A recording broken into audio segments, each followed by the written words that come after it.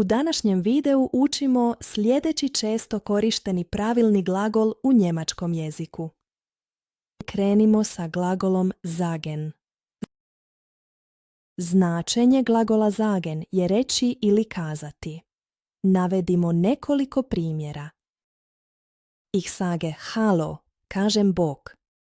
Er sagt die Wahrheit. On govori istinu. Was sagst du? Što kažeš? Konjugacija glagola sagen je jednostavna. Razlog tome je što je to pravilni glagol, a svi pravilni glagoli u njemačkom jeziku imaju jednaku konjugaciju. Ponavljajte sada za mnom. Ich sage. Du sagst. Er, sie, es sagt. Wir sagen. Ihr sagt. Sie sagen. Da bi vam bilo lakše zapamtiti konjugaciju svih pravilnih glagola, trebate naučiti nastavke. Označeni su plavom bojom. U ovom trenutku pauzirajte video i probajte ovo još koji put pročitati. Ove nastavke naučite napamet, tako da ih možete primijeniti i kod ostalih pravilnih glagola. Ponovimo još jednom konjugaciju glagola prije nego krenemo na vježbu. Ich sage. Du sagst. Er, sie, es sagt. Wir sagen. Ihr sagt. Sie sagen.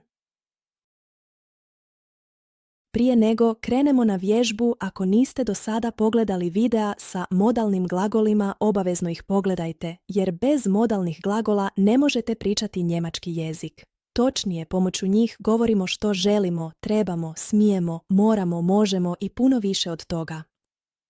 Odlično! Sada možemo preći na vježbu. Da bi bilo zanimljivije, napišite vaše odgovore u komentare prije nego ih čujete u videu. Puno zabave pri vježbanju. Prva rečenica. Točan odgovor je Sage. Ich sage hallo. Točan odgovor je Sagst. Du sagst die Wahrheit. Točan odgovor je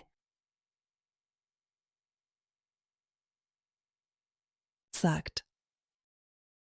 Er sagt nein. Točan odgovor je sagen. Wir sagen danke. Točan odgovor je sagt. Ihr sagt alles. Točan odgovor je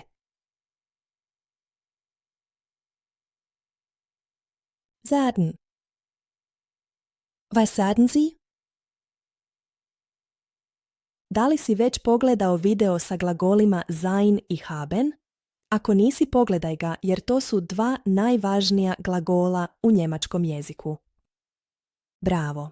Ako si sve točno odgovorio, odlično ti ide. A ako nisi, ništa strašno. Samo ponovi video i sve ćeš brzo zapamtiti. Sada smo naučili jedan od najčešćih glagola u njemačkom jeziku. Lajkaj video i aboniraj kanal da ne propustiš buduće videe za učenje njemačkog jezika.